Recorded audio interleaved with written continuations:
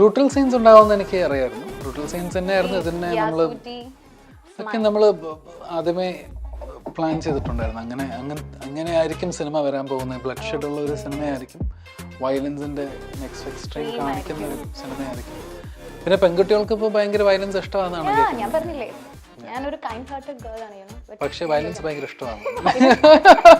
ഞാൻ കുറെ ട്രോളിലൂടെയും എല്ലാത്തിലൂടെയും കടന്നു പോയായിരുന്നു. നമ്മുടെ ഓക്വേർഡ് ഇന്റർവ്യൂ അത്രയും വൈറലായിരുന്നു. പിന്നെ ഒരിക്കൽ ഏതെങ്കിലും ഒരു സന്ദർഭത്തിൽ കാണുമ്പോൾ എനിക്കൊരു ടെൻഷൻ ഉണ്ടായിരുന്നു, പോയി സംസാരിക്കണോ വേണ്ടയോ എന്നുള്ളത്. Flash back.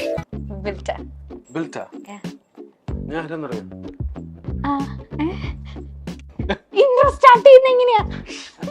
ഇന്റർവ്യൂ ചെയ്യാൻ വന്ന ആളുടെ പേരറിയില്ല പറഞ്ഞിട്ട് എനിക്ക് ട്രോളാവും. ഇതുവരെ എനിക്ക് ട്രോൾ കേൾക്കേണ്ടി വന്നിട്ടില്ല. ജഗദീഷ് ചേട്ടന്റെ ഈ ഒരു സ്റ്റൈൽ എന്ന് പറഞ്ഞാൽ എൻറ്റയർലി ഡിഫറെന്റ് ആണ്. ആൻസർ ചെയ്തിട്ട് 2-3 ഇടിയൊക്കെ തരുന്നില്ലേ? ആണോ? മൂക്കിന്റെ പാലം പൊട്ടിപ്പോയി. ശരിക്കോ?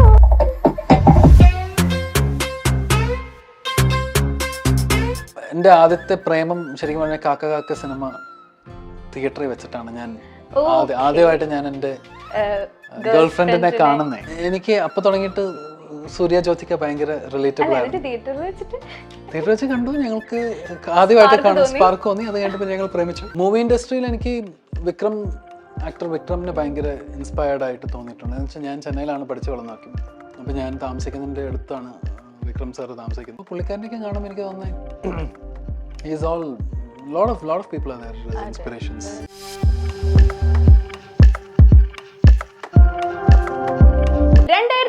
അവസാനിക്കുമ്പോൾ മലയാളം ഫിലിം ഇൻഡസ്ട്രിയിൽ മാത്രമല്ല ഇന്ത്യ ഒട്ടാകെ ചർച്ച ചെയ്തുകൊണ്ടിരിക്കുന്ന ഒരു മൂവിയുണ്ട്. മൂവിയുടെ പേര് the most violent movie in India, Marco. Welcome to milestone makers presents അങ്ങനെ പറ.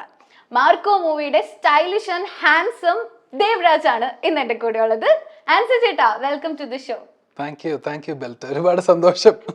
ഒന്നുകൂടി കാണാൻ സാധിച്ചതിൽ വളരെയധികം സന്തോഷം. ഞാൻ പറയേണ്ടതാണ്. എന്തായാലും അങ്ങനെ സാധിച്ചത് സന്തോഷമുണ്ടെന്ന് മനസ്സിലാക്കിയിട്ടുണ്ടല്ലോ അല്ലേ? മനസ്സിലാക്കി. മാർക്കോ നമ്മള് മലയാളം ഫിലിം ഇൻഡസ്ട്രിയിൽ ഒരു ബെഞ്ച് മാർക്ക് എന്നായിരുന്നു പറഞ്ഞത്. ഇപ്പൊ ഇന്ത്യ മൊത്തം ഞാൻ ഇൻട്രോയിൽ പറഞ്ഞ പോലെ ചർച്ചാ വിഷയമായിക്കൊണ്ടിരിക്കുകയാണ് മാർക്കോ. എല്ലാ പ്രേക്ഷകരും ഇരു കൈ നീട്ടി സ്വീകരിച്ചിരിക്കുകയാണ്. ദേവരാജ് എന്ന് പറഞ്ഞിട്ടുള്ള നല്ല അടിപൊളി സ്വാഗ് ക്യാരക്ടറാണ് ചെയ്തിരിക്കുന്നത്. സോ എന്താണ് ഇപ്പോഴത്തെ ഒരു മൂഡ്? എന്താണ്? ഹാപ്പിയാണ്, ഒരുപാട് സന്തോഷം. ബിക്കോസ് ഇതെന്റെ ജ്യേഷ്ഠതുല്യനായ എൻ്റെ ഇച്ചാക്കാൻ ഷെരീഫ് മുഹമ്മദ്, പുള്ളിക്കാരൻ്റെ ആദ്യത്തെ വെഞ്ചറാണ്, ആദ്യത്തെ പ്രൊഡക്ഷനാണ് ക്യൂബ്സ് എന്റർടൈൻമെന്റ്സിന്റെ ബാനറിൽ. അപ്പോൾ നമുക്ക് ആദ്യത്തെ സിനിമ നമ്മൾ ഏറ്റവും ബെസ്റ്റ് ക്വാളിറ്റിയിൽ നമുക്ക് എന്തെങ്കിലും ഒരു പുതിയൊരു ജോണർ എന്ന് പറയാൻ പറ്റത്തില്ല, പക്ഷെ ഒരു പുതിയൊരു best of the kind cinematic experience നമ്മൾ കൊടുക്കണം എന്നുള്ള രീതി പുള്ളിക്കാരൻ്റെ എല്ലാ ബിസിനസ്സിനകത്താണെങ്കിലും, ഇപ്പോൾ റൈറ്റ് ഫ്രം ലോജിസ്റ്റിക്സ് ആണെങ്കിലും ഇന്റീരിയർ ഡിസൈൻ ആണെങ്കിലും എല്ലാത്തിനകത്തും പുള്ളിക്കാരൻ്റെ ഡെലിവറബിൾസ് എപ്പോഴും ഒരു വ്യത്യാസമായിട്ടൊരു സാധനം ഉണ്ടാവും. അത് തന്നെയാണ് എനിക്ക് ഇച്ചാക്കേനെ ഭയങ്കരമായിട്ട് എനിക്ക് ഇൻസ്പയർ ചെയ്തേക്കുന്ന സംഭവം അതായിരുന്നു. അപ്പോൾ എനിക്കിത് പുള്ളിക്കാരൻ ചൂസ് ചെയ്യുന്ന സമയത്തും ഈ സിനിമ ചൂസ് ചെയ്യുന്ന സമയത്ത് എൻ്റെ ഒറ്റൊരു പേടി എന്ന് വെച്ച് കഴിഞ്ഞാൽ ഈ സ്ക്രിപ്റ്റും കാര്യങ്ങളൊക്കെയും വന്ന സമയത്ത് it's gonna B A blood shed movie. അപ്പോൾ ഇങ്ങനത്തെ ഒരു ബ്ലഡ് ഷെഡ് മൂവി വന്നിട്ട് ഒരു A റേറ്റഡ് ആയിരിക്കും തീർച്ചയായിട്ടും സെൻസർ ചെയ്യുന്ന സർട്ടിഫൈ ചെയ്യാൻ പോകുന്നത്. അപ്പോൾ ഈ സർട്ടിഫൈ ചെയ്യാൻ പോകുന്ന A റേറ്റഡ് മൂവിക്ക് ഒരു ഏജ് റെസ്ട്രിക്ഷൻ ഉണ്ട്. 18 വയസ്സിന് മുകളിലുള്ളവർക്ക് കാണാൻ പറ്റത്തുള്ളൂ. അപ്പോൾ ആ 18 വയസ്സിന് മുകളിൽ വരുന്ന ആൾക്കാരുടെ ഒരു ജനസംഖ്യ എന്ന് പറയുന്നത് തന്നെ കുറച്ച് കുറവായിരിക്കും. ഇപ്പോൾ ഫാമിലി ഓഡിയൻസ് അല്ലെങ്കിൽ തീർച്ചയായിട്ടും 18 വയസ്സിന് മുകളിലുള്ള ഒരു ഫാമിലി ഓഡിയൻസ് ആണ്. ഓക്കെ, ഞാൻ പറയുന്നത് കുട്ടികൾ കുറവാണ്. അപ്പോൾ ഈ കുട്ടികളെ കൊണ്ട് തിയേറ്ററിൽ പോകുന്ന ആൾക്കാർക്കൊക്കെ എങ്ങനെയായിരിക്കും, അപ്പോൾ നമുക്ക് റവന്യൂ വൈസ് ഇത് എങ്ങനെയായിരിക്കും വർക്കബിൾ ആവാന്നുള്ളൊരു ശങ്ക നമുക്ക് എപ്പോഴും ഉണ്ടല്ലോ, പേടിയുണ്ട്. ബിക്കോസ് നമ്മൾ പ്രൊഡക്ഷനിൽ ഇത്രയും പുള്ളിക്കാരന് ഏറ്റവും ബെസ്റ്റിന് വേണ്ടി എത്ര എക്സ്ട്രീം വേണമെങ്കിലും ചെലവ് ചെയ്ത് ചെയ്യുന്ന വ്യക്തിയാണ്. പക്ഷെ സിംഗിൾ പ്രൊഡ്യൂസറായിട്ട് ചെയ്യുവാണ് ഈ സിനിമ. മനസ്സിലായില്ലേ? വേറെ ഫസ്റ്റ് മൂവി നമ്മൾ സിംഗിൾ പ്രൊഡക്ഷൻ ആയിട്ട് ചെയ്യുന്നു. സോ വേറെ എവിടെ നിന്നും ഒരു ഹെൽപ്പും ഇല്ല. അപ്പം ഇങ്ങനത്തെ കുറേ കാര്യങ്ങളപ്പോൾ നമുക്ക് ബേസിക്കലി ടെൻഷൻ ഉണ്ടായിരുന്നു. പക്ഷേ പുള്ളി ആ വിഷനിൽ വളരെ വിശ്വസിച്ച് ആ വിഷൻ പുറത്തിറക്കി, ഏറ്റവും ബെസ്റ്റായിട്ട് പുറത്തിറക്കി. അതിനെ ജനങ്ങളെല്ലാവരും കേരളത്തിൽ സ്വീകരിച്ച്, കേരളത്തിൽ നിന്ന് ഇപ്പോൾ പുറത്തും എല്ലാവരും വളരെ ഗംഭീരമായിട്ട് സ്വീകരിച്ചു. അപ്പോൾ നമുക്കത് വലിയൊരു അച്ചീവ്മെൻ്റ് ആണ്. And it's a responsibility too. ഒരു അപ്പം അങ്ങനത്തെ ഒരു കണ്ടന്റ് നമുക്ക് ഉണ്ടാക്കാൻ പറ്റും, അല്ലെങ്കിൽ അങ്ങനത്തെ ഒരു കണ്ടന്റ് ഉണ്ടാക്കി കഴിഞ്ഞാൽ നമ്മുടെ ആൾക്കാർ, നമ്മുടെ ഓഡിയൻസിനെ എനിക്ക് ഏറ്റവും വലിയ താങ്ക്സ് പറയാനുള്ളത് നമ്മുടെ ഓഡിയൻസിനാണ്. ബിക്കോസ് നമ്മുടെ ഓഡിയൻസ് അല്ലെങ്കിൽ അന്യഭാഷയിൽ നിന്ന് വരുമ്പോൾ അതിനെ അപ്രിഷ്യേറ്റ് ചെയ്യും എന്ന് പറഞ്ഞ് ഞാൻ കേട്ടിട്ടുണ്ട്. പക്ഷെ നമ്മുടെ ഭാഷയിൽ നിന്ന് വരുമ്പോൾ ചിലപ്പോൾ അതിനെ അപ്രിഷ്യേറ്റ് ചെയ്യാറില്ല എന്നൊക്കെ കേട്ടിട്ടുണ്ട്. പക്ഷെ ഇതിനെ വളരെ നല്ല രീതിയിൽ അവർ അപ്രിഷ്യേറ്റ് ചെയ്ത് അവരെ സെലിബ്രേറ്റ് ചെയ്യുന്നുണ്ട്, അവരുടെ അഭിമാനമായിട്ട് അവർ പറയുന്നുണ്ട്. അപ്പം അതൊക്കെയും കാണുമ്പോഴും കേൾക്കുമ്പോഴൊക്കെ ഭയങ്കര സന്തോഷമുള്ള ഒരു കാര്യമാണ്. എന്നെ നെറ്റിച്ച ഒരു കാര്യം, ഹനീഫക്കയുടെ ഒരു വീഡിയോ ഞാൻ കണ്ടു, ഏതോ ഒരു മൂവി പ്രമോഷൻ, എബ്രാഹിമിന്റെ സന്തതികൾ മൂവി പ്രമോഷൻ, ഒന്നും സംസാരിക്കുന്നില്ല. രഞ്ജിനി ഹരിദാസിന്റെ കൂടെ ഒന്നും സംസാരിക്കുന്നില്ല. അപ്പൊ ഞാനും ഇങ്ങനെ ആലോചിച്ചു, ഈ മനുഷ്യനാണോ ഇത്രയും വലിയ കഥ ഇത്രയും എഴുതി വെച്ചതുള്ളത്? പുള്ളിക്കാരൻ സംസാരം കുറവും എഴുത്ത് കൂടുതലാണ് അല്ലേ? ഓക്കെ. ഡയറക്ഷൻ ആ മൂവി സെറ്റിലും അങ്ങനെ തന്നെയായിരുന്നോ? മൂവി സെറ്റിലും ഭയങ്കര സൈലന്റ് ആയിട്ട് കാര്യങ്ങൾ പുള്ളിക്ക് അറിയാം, ഇതൊക്കെ ഇങ്ങനെ വേണം എന്നുള്ള കാര്യങ്ങളൊക്കെ അറിയാം. അപ്പം അങ്ങനത്തെ രീതിയിലോട്ട് ഇപ്പോൾ റൈറ്റ് ഫ്രം എബ്രഹാമിന്റെ സന്ധ്യയിൽ പുള്ളിക്കാരൻ സ്ക്രിപ്റ്റ് റൈറ്റർ ആയിരുന്നു. പക്ഷേ സെറ്റിൽ ഉണ്ടാവാറുണ്ട്, ഷാജിയുടെ കൂടെ എപ്പോഴും സെറ്റിൽ ഉണ്ടാവാറുണ്ട്. അപ്പോൾ പുള്ളി ഭയങ്കര സൈലന്റ് ആയിട്ട് എൻ്റെ അടുത്ത് ഓരോരോ കാര്യങ്ങൾ പറയും. റൈറ്റ് ഫ്രം എൻ്റെ ഒരു റിയാക്ഷൻസ് ആണെങ്കിൽ പോലും അതിൻ്റെ ഓരോ കാര്യങ്ങളൊക്കെ എനിക്ക് ഒരുപാട് കാര്യങ്ങളിനെ ഫൈൻ ട്യൂൺ ചെയ്തേക്കുന്നത് ഹനീഫിക്കാന്ന് വേണമെങ്കിൽ പറയാം. അപ്പോൾ എബ്രാഹിമിന്റെ സന്തതി കഴിഞ്ഞിട്ട് ഞാൻ ഇപ്പോഴാണ് പുള്ളിയുടെ കൂടെ വർക്ക് ചെയ്യുന്നത്. രണ്ട് സിനിമകളും അടിപൊളി സിനിമകളായിരുന്നു. പിന്നെ രണ്ട് സിനിമയിലും എനിക്ക് തന്നെ ഒരു ഷിഫ്റ്റ് തോന്നി, എന്നിലൊരു ഷിഫ്റ്റ് തോന്നി. അപ്പൊ അതൊരു രസമായിരുന്നു. ദേവരാജിലേക്കും വരുമ്പം ഉണ്ണി മുകുന്ദൻ പറഞ്ഞിട്ടുണ്ടായിരുന്നു ഒരു വീഡിയോയില്, ഉണ്ണിച്ചേട്ടൻ പറഞ്ഞിട്ടുണ്ടായിരുന്നു, എനിക്ക് മാർക്കോ ക്യാരക്ടർ കഴിഞ്ഞാൽ എനിക്ക് ഏറ്റവും ഇഷ്ടപ്പെട്ട ക്യാരക്ടർ ആൻസൺ ചെയ്ത ക്യാരക്ടറാണെന്ന് പറയുന്നുണ്ടായിരുന്നു. അപ്പൊ എനിക്ക് തോന്നിയത്, ഉണ്ണിച്ചേട്ടൻ പലതവണയായിട്ടും ഇപ്പം ആൻസൺ ചേട്ടന്റെ പല കാര്യങ്ങളും പല വീഡിയോസിലായിട്ട് പറഞ്ഞിട്ടുണ്ട്, ബ്രെയിൻ ട്യൂമറിന്റെ കാര്യമാണെങ്കിലും ഒക്കെ പറഞ്ഞിട്ടുണ്ട്. നിങ്ങൾ തമ്മിൽ റിയൽ ലൈഫിലും ഭയങ്കര ഒരു കണക്ഷൻ ഉള്ള പോലെ എനിക്ക് ഫീൽ ചെയ്തിട്ടുണ്ട്. റിയൽ ലൈഫിൽ ശരിക്കും പറഞ്ഞാൽ മാർക്കോ സിനിമ മുതലാണ് കണക്ഷൻ ഉണ്ടായിരിക്കുന്നത്. എബ്രഹാമിന്റെ സന്തതികൾ കഴിഞ്ഞിട്ട് എൻ്റെ അടുത്ത് പുള്ളിക്കാരൻ ഇങ്ങോട്ടൊരു മെസ്സേജ് ഒക്കെ അയച്ചിട്ടുണ്ട്. ഞാനൊരു ഫംഗ്ഷന് പോയ സമയത്ത് അവിടെ ഉണ്ടായിരുന്നു, അപ്പോൾ അതിനകത്ത് അപ്രിഷ്യേറ്റ് ചെയ്തിട്ടുണ്ട്. അപ്പം അങ്ങനത്തെ കാര്യങ്ങളിനകത്തേക്കും വളരെ വെൽക്കമിങ് ആയിട്ടുള്ളൊരു വ്യക്തിയായിട്ടാണ് ഉണ്ടായിരിക്കുന്നത്. പിന്നെ നമ്മൾ ഈ സിനിമ മാർക്കോ സിനിമ നമ്മൾ ഷൂട്ടിംഗ് സ്റ്റാർട്ട് ചെയ്ത് നമ്മൾ പല സ്ഥലങ്ങളിലായിരുന്നു. ഞാൻ വേറെ കുറച്ച് സിനിമകളുടെ നടുക്കിലായിരുന്നു ഞാൻ മാർക്കോ സിനിമ ഷൂട്ട് ചെയ്തത്. പിന്നെ ഈ സിനിമയിൽ എനിക്ക് തീർച്ചയായിട്ടും ഇതിൻ്റെ ഒരു ഭാഗമാവണമെന്നുള്ള വലിയൊരു ആഗ്രഹം ഉണ്ടായിരുന്നു. ഒന്നാമത്തെ കാര്യം ക്യൂബ്സ് എൻ്റർടൈൻമെൻറ്റ്സ്, എൻ്റെ ചാക്കയുടെ പ്രൊഡക്ഷൻ. പിന്നെ രണ്ടാമത്തെ കാര്യം ഹനീഫിക്കയുടെ സിനിമയുടെ തീർച്ചയായിട്ടും അതിൻ്റെ ഒരു ഭാഗമാവണം എന്നുള്ളൊരു ആഗ്രഹമുണ്ട്. അപ്പം അങ്ങനെയാണ് ഞാൻ ഈ സിനിമയിൽ വരുന്നത്. ഈ സിനിമയുടെ ഷൂട്ടിംഗ് സമയത്ത് തന്നെ എൻ്റെ ബാഡ് ബോയ്സ് ഉണ്ടായിരുന്നു. പിന്നെ ഞാൻ തെലുങ്കിൽ ചെയ്തുകൊണ്ടിരിക്കുന്ന അല്ലു അർജുൻ പ്രൊഡ്യൂസ് ചെയ്യുന്ന പടത്തിൻ്റെ ഷൂട്ടിംഗ് ഉണ്ടായിരുന്നു. അപ്പോൾ അതിൻ്റെയൊക്കെ നടുക്കിലാണ് ഞാൻ വന്നത്. ചില സമയത്ത് ഞാൻ ഉറങ്ങിയിട്ട് പോലുമില്ല, ഞാൻ ട്രാവൽ ചെയ്യുന്ന സമയത്തൊക്കെയാണ് ഉറങ്ങുന്നത്. അപ്പം അങ്ങനെയൊക്കെയാണ് വന്ന് ഈ സിനിമ ചെയ്തത്. അപ്പോൾ എനിക്ക് കുറച്ചും കൂടി കൂടുതൽ ടൈം സ്ക്രീൻ സ്പേസ് ഉണ്ടാവണമെന്ന് ആഗ്രഹം ഉണ്ടായിരുന്നു. പക്ഷേ വാട്ടെവർ ഉള്ള സമയം നല്ല രീതിയിൽ ചെയ്യാൻ പറ്റിയിട്ടുണ്ട്. സോ അത് വലിയൊരു കാര്യമാണ്. അപ്പോൾ എൻ്റെ അടുത്ത് ആ സമയത്തൊക്കെയും ഉണ്ണി ബ്രോ ആണെങ്കിലും ഉണ്ണി എൻ്റെ അടുത്ത് ഇങ്ങനെ പറയും, എടാ നിൻ്റെ മറ്റേ ദേവരാജൻ്റെ ക്യാരക്ടർ ഞാൻ കണ്ടു, ഞാൻ വളരെ രസമായിട്ടുണ്ടെന്നൊക്കെ. അപ്പം എനിക്കങ്ങനെ പെട്ടെന്ന് ഞാൻ അതിനകത്ത് എന്തോ ചെയ്തത്, അങ്ങനെ അത്രമാത്രം ചെയ്തിട്ടുണ്ടോ എന്നുള്ളൊരു സാധനമൊക്കെ ആയിരുന്നു. പക്ഷെ പുള്ളിയുടെ മനസ്സിൽ പുള്ളി ഒരു വിഷണറി, ഒരു ഡയറക്ടോറിയൽ വിഷൻ കൂടിയുള്ളൊരു വ്യക്തിയാണ് പുള്ളിക്കാരൻ. അപ്പോൾ പുള്ളിക്കാരൻ്റെ ആ വിഷനിൽ കറക്റ്റായിട്ടുള്ള സാധനം പ്ലേസ്ഡ് ആണ്. അങ്ങനത്തെ ഒരു സാധനം എനിക്ക് ഓഡിയൻസ് പടം കണ്ടു കഴിഞ്ഞിട്ടും എൻ്റെ അടുത്ത് സെയിം സാധനം പറയുമ്പോൾ ഞാൻ വിചാരിക്കുന്നത് he has a very good vision ഓഡിയൻസിനെ പറ്റിയിട്ടും, അല്ലെങ്കിൽ എന്താണ് എക്സ്പെക്ട് ചെയ്യുന്നത് എന്നുള്ളൊരു സാധനത്തിൻ്റെ ഒരു വിഷൻ പുള്ളിക്കുണ്ടെന്ന് തോന്നുന്നു. സോ അത് തന്നെ ആയിരിക്കും it's a very big plus. And അത് വലിയൊരു അച്ചീവ്മെൻ്റ് ആണ്. അത് വലിയൊരു സംഭവമാണ് പുള്ളിക്കാരൻ അങ്ങനത്തെ ഒരു വിഷൻ ഉള്ളത്. അത് കിട്ടുന്നതും ഭയങ്കര ഒരു കഷ്ടമായിട്ടുള്ളൊരു കാര്യമാണ്. സോ ഐ തിങ്ക് നമ്മള് ഷെരീഫിക്കയുടെ കാര്യം പറയുന്നുണ്ട്. ഇപ്പൊ ഞാൻ ആൻസൺ ചേട്ടൻ പറയുന്നത് കേട്ടിട്ട് നിങ്ങൾ കൊല്ലങ്ങളായിട്ടുള്ള ഒരു ബന്ധമാണ്. അപ്പൊ എങ്ങനെയായിരുന്നു നിങ്ങൾ തമ്മിലുള്ള സൗഹൃദം സ്റ്റാർട്ട് ചെയ്യുന്നത്? സൗഹൃദം സ്റ്റാർട്ട് ചെയ്തതെന്ന് വെച്ച് കഴിഞ്ഞാൽ കുറച്ച് കാലങ്ങളായിട്ട് നമുക്ക് വളരെ നല്ല ബന്ധമാണ്, അടുപ്പമാണ്. ഞാൻ എൻ്റെ കോവിഡിൻ്റെ സമയത്തൊക്കെ ഞാനിവിടെ കേരളത്തിലെ വീട് വിട്ടു. ഞാൻ ശരിക്കും ചെന്നൈയിലായിരുന്നു താമസം. ചെന്നൈയിലാണ് ഇപ്പോഴും താമസം. ഇപ്പോൾ ഞാൻ ഇവിടെ കൊച്ചിയിലൊരു വീട് വാങ്ങിച്ചു. ഞാൻ ഇനിയിപ്പോൾ കൊച്ചിക്കാരനാണ്. ഇപ്പൊ കൊച്ചിക്കാരനാണ്. സോ അപ്പോൾ ഇതിനു മുമ്പ് അപ്പം ഞാൻ താമസിച്ചുകൊണ്ടിരുന്നത് ഇച്ചാക്കയുടെ കൂടെയായിരുന്നു താമസം. ഇച്ചാക്കയും ഇച്ചാത്തയും പിള്ളേരൊക്കെയുള്ള സ്ഥലത്ത്. സോ അവിടെ ആയിരുന്നു താമസിച്ചുകൊണ്ടിരുന്നത്. അപ്പം മക്കൾ എന്നെ കൊച്ചാന്നാണ് വിളിക്കുക. അപ്പൊ അങ്ങനെ എൻ്റെ ജ്യേഷ്ഠനാണ് പുള്ളിക്കാരൻ, എൻ്റെ സ്വന്തം ചോര തന്നെയാണ്. സെലിബ്രേറ്റഡ് ആയിട്ടുള്ള ഒരു എന്താ പറയാ പ്രൊഡ്യൂസർ ഇല്ലേ ഇപ്പൊ? ഒറ്റ മൂവി കൊണ്ട് സെലിബ്രിറ്റി ആയിക്കളഞ്ഞു. ഭയങ്കര സന്തോഷം അത്. അതെ, പിന്നെ ആളുടെ സംസാരത്തിലും ഭയങ്കര ഒരു എന്താ പറയാ ഒരു ഇന്നസെൻസ് ഉണ്ട്. ആള് വളരെ ചിരിച്ച ആള്, ഉമ്മയുടെ കാര്യം പറയുന്നതാണെങ്കിലും എല്ലാം വളരെ സ്നേഹത്തോടു കൂടിയാണ് സംസാരിക്കുന്നത്. അപ്പോൾ എനിക്ക് തോന്നുന്നു ഒരുപാട് ക്രൂ ഉള്ള ഒരു മൂവിയാണിത്. ഇപ്പൊ ജഗദീഷ് ചേട്ടനെയൊക്കെ അപ്പുക്കുട്ടൻ എന്നുള്ള ലെവലിൽ കുറെ പേര് കണ്ടിട്ട് ജഗദീഷ് ചേട്ടന്റെ ഈ ഒരു സ്റ്റൈൽ എന്ന് പറഞ്ഞാൽ എൻറ്റയർലി ഡിഫറെന്റ് ആണ്. ആൻസർ ചേട്ടനിട്ട് 2-3 ഇടിയൊക്കെ തരുന്നില്ലേ? അതൊക്കെ ശരിക്കും പിന്നല്ലാണ്ട് മൂക്കിന്റെ പാലം പൊട്ടിപ്പോയി. ശരിക്കും അപ്പോഴാണ് ഞാൻ ബെൽറ്റ് എടുക്കുന്നേക്കാ ബെൽറ്റ് ഇടിയേക്കാളും അതേക്കാളും വലിയ ഇടിയല്ലല്ലോ എന്ന് വിചാരിച്ചു. എവിടേക്ക് അവസരം കിട്ടുമോ അവിടെയൊക്കെ എനിക്കിട്ട് കിട്ടുന്നുണ്ട്. ഓക്കെ, ശരിക്കും.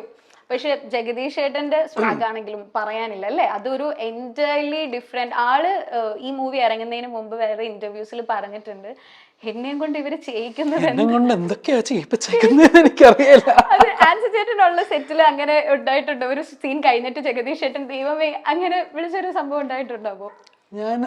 ഞാൻ ആ സീനുകൾ എടുക്കുന്ന സമയത്തില്ലായിരുന്നു. പക്ഷെ പുള്ളിക്കാരൻ ഭയങ്കര പങ്ക്ച്വലാണ്. ഭയങ്കര ടൈമിംഗ് വൈസ് ആണെങ്കിലും അല്ലെങ്കിൽ പ്രിപ്പറേഷൻ വൈസ് ആണെങ്കിലും വളരെ വളരെ പങ്ക്ച്വലാണ്. എനിക്ക് ഭയങ്കരമായിട്ട് ഇഷ്ടപ്പെട്ടതെന്ന് വെച്ച് കഴിഞ്ഞാൽ പുള്ളിക്കാരൻ അധികം ഒന്നും സെറ്റിൽ അങ്ങനെ സംസാരിക്കും, ഭയങ്കര ഫ്രണ്ട്ലി ആയിട്ട് സംസാരിക്കും.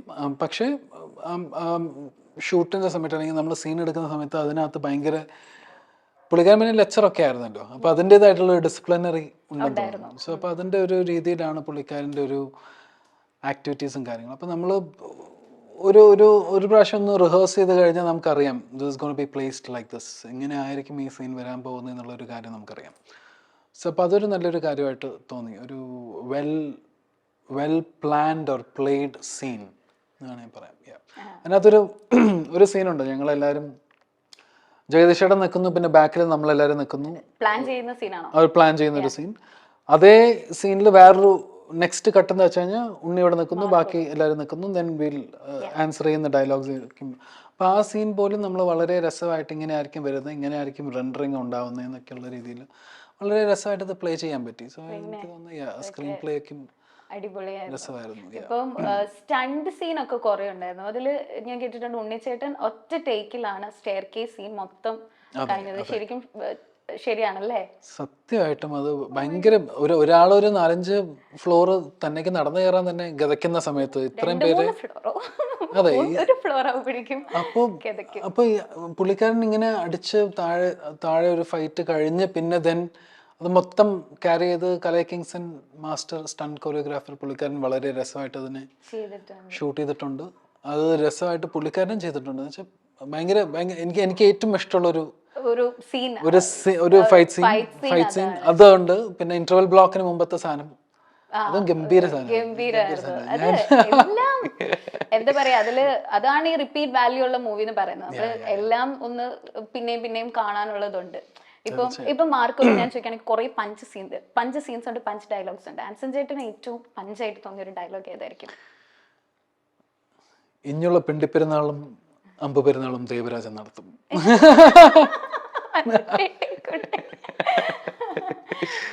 ഇത്രയും ബ്രൂട്ടൽ സീൻസ് ഉണ്ടാവും എന്നുള്ളത് ആൻസൺ ചേട്ടൻ അറിയായിരുന്നോ? ഇത്രയും ബ്രൂട്ടൽ സീൻസ് ഉണ്ടാവുമെന്ന് എനിക്ക് അറിയായിരുന്നു. ബ്രൂട്ടൽ സീൻസ് തന്നെയായിരുന്നു ഇതിനെ നമ്മള് ആദ്യമേ പ്ലാൻ ചെയ്തിട്ടുണ്ടായിരുന്നു.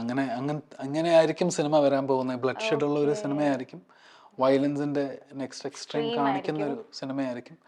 പിന്നെ പെൺകുട്ടികൾക്ക് ഇപ്പോൾ ഭയങ്കര വയലൻസ് ഇഷ്ടമാണെന്നാണ് കേൾക്കുന്നത്. ഞാനൊരു കൈൻഡ് ഹാർട്ടഡ് ഗേൾ ആണ്, പക്ഷേ വയലൻസ് ഭയങ്കര ഇഷ്ടമാണ്. ഈ മൂവി എനിക്ക് ഇഷ്ടമാണ്. എനിക്ക് ഈ മൂവി എന്തിനു ഇറങ്ങുന്നതിന് മുമ്പേ എനിക്ക് കാണാൻ സിനിമയായിട്ട് കണ്ടാ പോരെ?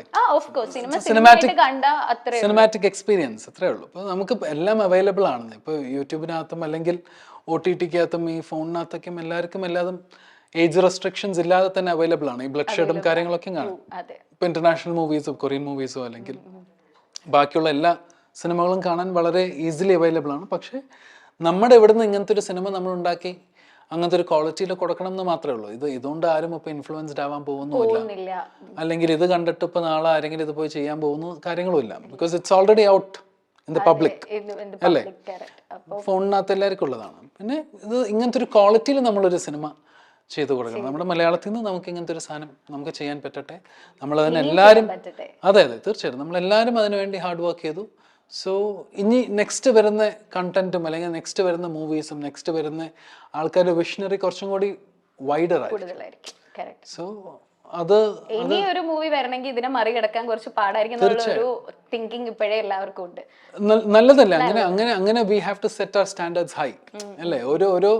ഓരോ സ്റ്റാൻഡേർഡ് നമ്മൾ കൂട്ടി വയ്ക്കുമ്പോൾ അതുപോലെ തന്നെയാണ് സ്വപ്നങ്ങളും. ഇപ്പം ഞാൻ എൻ്റെ സർജറിക്ക് മുമ്പാണ്, ഞാൻ സിനിമയിൽ വരുന്നേക്കാൾ മുമ്പാണ് എൻ്റെ സർജറി ഉണ്ടായത്. അപ്പോൾ സർജറി ഉണ്ടായ സമയത്ത് എൻ്റെ ലാസ്റ്റത്തെ ആഗ്രഹം എന്ന് വെച്ച് കഴിഞ്ഞാൽ എനിക്ക് ഒരു സീനിൽ ഞാൻ ബിഗ് സ്ക്രീൻ 70mm എന്നൊക്കെ, ഞാൻ എൻ്റെ ചെറുപ്പകാലത്തിലൊക്കെ 70mm എന്നാണ് പറയുക. ഈ തിയേറ്ററിലത്തെ സ്ക്രീനിനെ 70mm എന്നാണ് പറയുക. ഇപ്പോൾ ഒരുപാട് സ്ക്രീനുകളൊക്കെ മാറി. അപ്പം ഞാൻ എപ്പോഴും 70mm എന്നാണ് എപ്പോഴും പറയാറ്. ചില ആൾക്കാർ എന്നെ ചോദിക്കും എന്താണ് ഈ 70mm. 70mm എന്ന് പറഞ്ഞാൽ തിയേറ്ററിലെ സ്ക്രീൻ.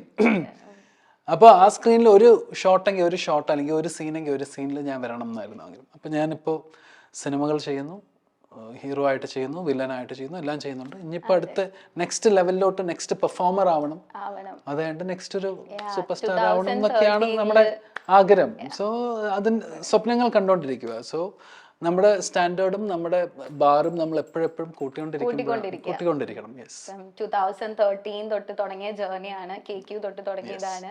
പിന്നെ ഒരുപാട് മൂവീസ് ചെയ്തു, ഇപ്പം മാർക്കോയിൽ എത്തിയിരിക്കുകയാണ്. പക്ഷെ ഞാൻ പറയുകയാണെങ്കിൽ നമ്മളുടെ ആ ഇന്റർവ്യൂ കഴിഞ്ഞിട്ടാണ് ഞാൻ ആൻസൺ ചേട്ടനെ പറ്റി കൂടുതൽ അറിയാൻ ശ്രമിക്കുന്നത്. അപ്പൊ എനിക്ക് കുറച്ചുകൂടി പിന്നെ എന്താ അറിഞ്ഞ കേക്കട്ടെ. അതെ ഞാൻ സത്യം പറഞ്ഞ ഇപ്പോഴും അറിയാം ചേട്ടാ. എനിക്ക് തിരിച്ചും എന്നോണ്ട് ഇല്ല, കുറച്ചുകൂടി സ്നേഹവും റെസ്പെക്റ്റും കൂടിയുള്ളൂ. ബിക്കോസ് എനിക്കാണെങ്കിലും പലർക്കും ഒരു പനി വരുമ്പോഴേക്കും ഡൗൺ ആയി പോകുന്ന ഒരാളാണ്, അല്ലെങ്കിൽ ചെറിയൊരു വിഷമം വരുമ്പോഴേക്കും ഡൗൺ ആയി പോകുന്ന ഒരുപാട് പേരാണ് നമുക്ക് ചുറ്റുമുള്ളത്. ബട്ട് ബ്രെയിൻ ട്യൂമർ എന്ന് പറഞ്ഞിട്ടുള്ള അത്രയും വലിയൊരു ഇതിൽ നിന്നും കരകയറി എല്ലാവർക്കും ഒരു ഇൻസ്പിറേഷൻ ആയിട്ടുള്ള ഒരാളാണ്. എനിക്ക് അതും കൂടിയാണ് അപ്പൊ എനിക്ക് കുറച്ചുകൂടി വിഷമമായി. നമുക്കറിയില്ലോ നമ്മുടെ മുമ്പിലിരിക്കുന്ന ആൾക്കാർക്ക് എന്തൊക്കെയും വിഷമങ്ങളുള്ളതെന്ന്.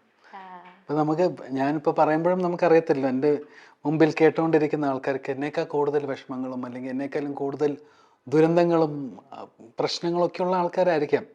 അപ്പോൾ നമ്മൾ കാണുമ്പോൾ നമുക്കറിയത്തില്ലല്ലോ അവർക്ക് എന്തൊക്കെയാ പ്രോബ്ലംസ് ഉള്ളതെന്ന്. അപ്പോൾ നമ്മൾ കാണുമ്പോൾ ആരും ജഡ്ജ് ചെയ്യാതിരിക്കുക. ആരും ജഡ്ജ് ചെയ്യാതിരിക്കുക. പക്ഷെ നമ്മുടെ അടുത്ത് ചിരിച്ചെങ്കിലും അവരുടെ ഉള്ളിൽ വിഷമമായിരിക്കാം അല്ലേ. എല്ലാവരും ഏതെങ്കിലുമൊക്കെ. സോ അതൊക്കെ തന്നെയായിരുന്നു എൻ്റെ ഒരു ഡ്രൈവിംഗ് ഫോഴ്സ് എന്ന് പറയുന്നത്. എന്നെക്കാളും ഞാൻ വെല്ലൂർ ഹോസ്പിറ്റലിൽ, ഞാൻ അപ്പോളോയിലാണ് എൻ്റെ സർജറി ചെയ്തത്. പക്ഷെ ഞാൻ വെല്ലൂർ ഹോസ്പിറ്റലിൽ പോയി ഒന്ന് കാണാൻ വേണ്ടി പോയിട്ടുണ്ടായിരുന്നു, അവിടുത്തെ ഒരു ഡോക്ടറിനെ കാണാൻ വേണ്ടി പോയിട്ടുണ്ടായിരുന്നു.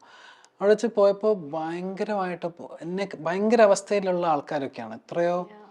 എത്രയോ വിഷമങ്ങളും എത്രയോ ഡിസീസും കാര്യങ്ങളൊക്കെ ഭയങ്കരമായിട്ട് കഷ്ടപ്പെട്ടുകൊണ്ടിരിക്കുന്ന ആൾക്കാരാണ് അവിടെ.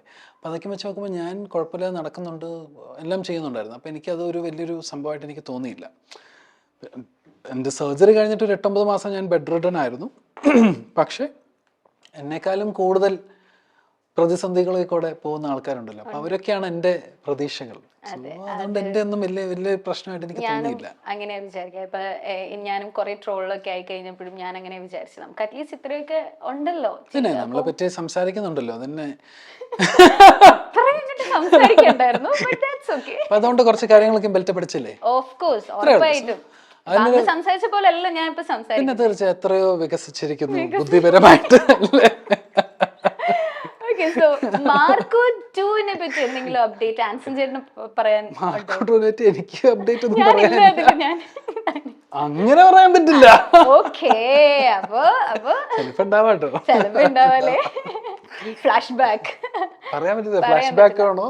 മാർക്കോ 2 ഇപ്പോഴേ എക്സ്പെക്ടേഷൻ വന്നു തുടങ്ങിയ ആളുകൾക്ക് മാർക്കോ 2 ഇനി എന്തായിരിക്കും, മാർക്കോ 1 എങ്ങനെയാണ്. ഇതുപോലെ OTT റിലീസിനെ പറ്റിയും പറയുന്നുണ്ട്. OTT റിലീസിൽ ഇതിലും ബ്രൂട്ടൽ സീൻസ് ചിലപ്പോൾ എക്സ്പെക്ട് ചെയ്യാമായിരിക്കാം എന്ന് പറയുന്നുണ്ട്. ആണോ?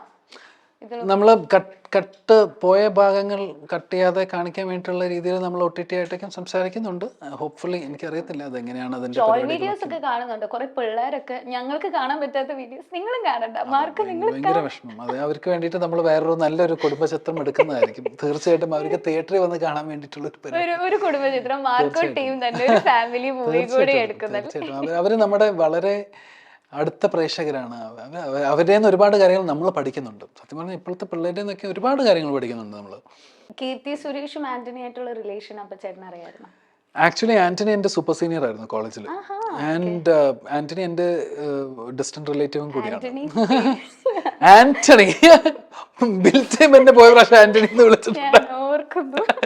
ഞാൻ ഓർക്കുന്നു. അപ്പൊ മറക്കുന്നു. പിന്നെ ഒന്നുകൂടി ആൾക്കാർ കാണാം. ആൻസൺ ചേട്ടൻ പുതിയ മൂവീസ് ഇങ്ങനെ വരുമ്പോ ഇന്റർവ്യൂസ് നോക്കുമ്പോ ഫസ്റ്റ് തന്നെ നമ്മളുടെ മൂവി ആണല്ലോ. പിന്നെ ഇന്റർവ്യൂ ആണല്ലോ. സോ നമ്മൾ ഇടയ്ക്കിടയ്ക്ക് ഇനിയിപ്പോ ഇന്റർവ്യൂ കൊടുക്കാനിരിക്കുന്നു അല്ലേ? അപ്പൊ അങ്ങനെ ആ സമയത്ത് എന്റെ സൂപ്പർ സീനിയർ ആയിരുന്നു ആന്റണി. എന്റെ സൂപ്പർ സീനിയറും എന്റെ ഡിസ്റ്റന്റ് റിലേറ്റീവും. അപ്പൊ അങ്ങനെ കീർത്തി ആ സമയത്തെ സംസാരിച്ചിട്ടുണ്ടായിരുന്നു, ഇതിനെ പറ്റിയിട്ടൊക്കെ സംസാരിച്ചിട്ടുണ്ടായിരുന്നു. അപ്പൊ അങ്ങനെ എനിക്കറിയാം. അപ്പൊ തുടങ്ങിയിട്ട് എനിക്ക് അറിയായിരുന്നു. ഞങ്ങൾക്ക് എല്ലാവർക്കും സർപ്രൈസിങ് ആയിരുന്നു ഇത്രയും കൊല്ലത്തെ റിലേഷൻ. അപ്പൊ നമുക്കിനി ഒരു കുഞ്ഞു സെഗ്മെന്റ് കൂടി കഴിഞ്ഞിട്ട് നമ്മുടെ ഷോ അതിന്റെ ചെയ്യാം. ഓക്കെ, അപ്പൊ അടിപൊളി. ഓക്കെ, സോ ഈ സെഗ്മെന്റിൽ ഞാൻ കുറച്ച് പേരുടെ പേര് പറയാം. അത് ആൻസൺ ചേട്ടനായിട്ട് റിലേറ്റ് ചെയ്തിട്ടുള്ള കുറച്ച് പേരാണ്. ചേട്ടനായിട്ട് വളരെ ക്ലോസ് ആയിട്ട് നിൽക്കുന്ന കുറച്ച് പേരാണ്. അവരിലെ ആൻസൺ ചേട്ടൻ്റെ ഏറ്റവും ബെസ്റ്റ് മെമ്മറി ഒന്ന് പറയണം. ഓക്കെ, ഫസ്റ്റ് വൺ നമ്മളുടെ ഇപ്പോഴത്തെ സൂപ്പർ സ്റ്റാർ ഉണ്ണി മുകുന്ദൻ. എന്ന് വെച്ച് കഴിഞ്ഞാൽ പുള്ളിക്കാരൻ്റെ ആ ഒരു ഡെഡിക്കേഷൻ എനിക്ക് ഭയങ്കര ഇഷ്ടമാണ്. അപ്പോൾ പുള്ളിക്കാരൻ്റെ ആ ഡെഡിക്കേഷൻ ആൾക്കാർ കണ്ടിട്ട് അതിനെ ആക്സെപ്റ്റ് ചെയ്തു എന്ന് പറഞ്ഞപ്പോൾ പുള്ളിയുടെ ഒരു മനസ്സിൻ്റെ ഉള്ളിലുള്ള ഒരു ആ ഒരു മൊമെന്റിൽ ഞാൻ അവിടെ ഉണ്ടായിരുന്നു. അപ്പോൾ എനിക്ക് തോന്നി അത് വിറ്റ്നസ് ചെയ്യാൻ പറ്റി തന്നെ വലിയൊരു സംഭവമായിട്ട്. ആളുടെ ഒരു ഹാർഡ് വർക്കും ആളുടെ ഒരു എക്സാമ്പിൾ ഓഫ് ഹൗ നമ്മുടെ hard work one day truly pace of എന്നുള്ളത് അല്ലേ?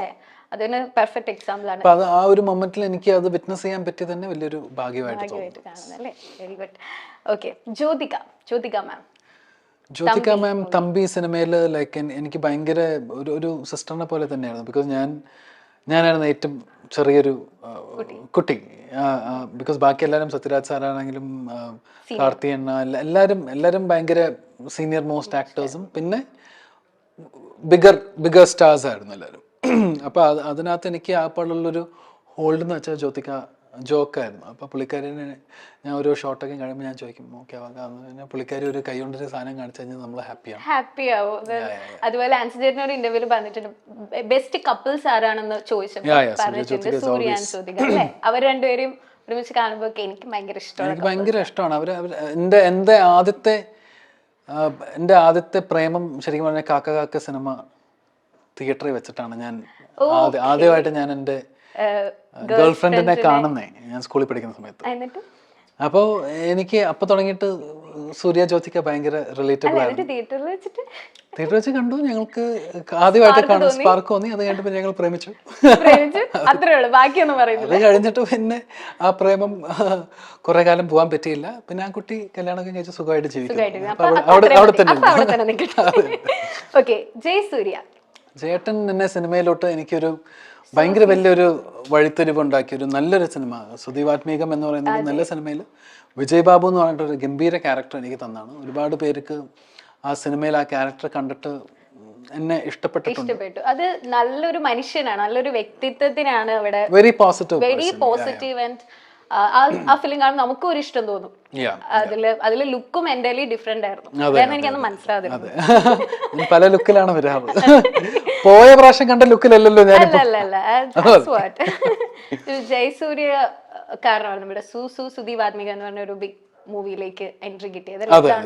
ഏറ്റവും ബെസ്റ്റ് മെമ്മറി എന്ന് പറയുമ്പോൾ ജേട്ടൻ എന്നെ മെസ്സേജ് അയച്ച ഒരു നിമിഷമുണ്ട്. എന്നെ മെസ്സേജ് അയച്ചിട്ട് hi this is Jayasurya, call me back എന്ന് പറഞ്ഞിട്ടൊരു മെസ്സേജ് അയച്ചിട്ടുണ്ടായിരുന്നു. അപ്പോൾ ആ നിമിഷം ഞാൻ വയനാട് ആയിരുന്നു ആ സമയത്ത്.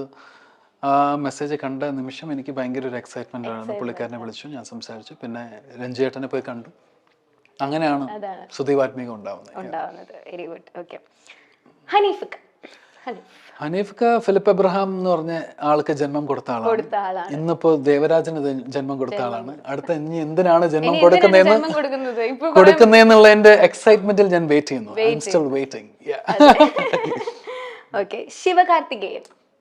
ഇതിലാരായിരുന്നു കൂടുതൽ സുന്ദരി, കീർത്തി സുരേഷ്, റമോല മറ്റേ റജീന മുദ്വാനിയോ അതായിരുന്നു ക്യാരക്ടറിന്റെ പേര്.